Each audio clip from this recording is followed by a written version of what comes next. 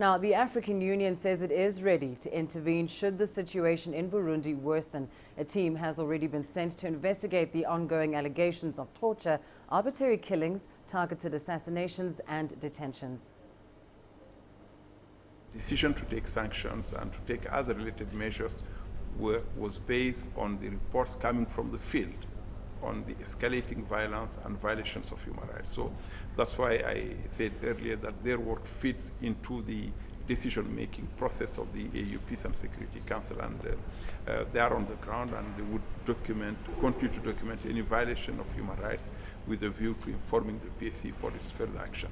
Since the AU suggested that only dialogue amongst Burundian stakeholders can solve the crisis in the country, have you been doing anything concrete so that things can be better in the nation?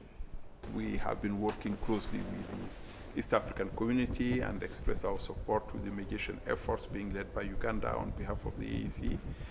We are also working closely with the United Nations and other partners, the European Union or bilateral partners, to facilitate the early start of a truly inclusive political process.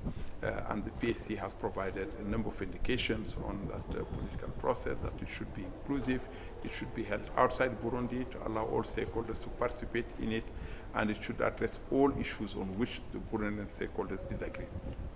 In parallel, we have taken steps to deploy human rights observers, military experts. Human rights observers are on the ground documenting human rights violations and feeding into the work of the Peace and Security Council.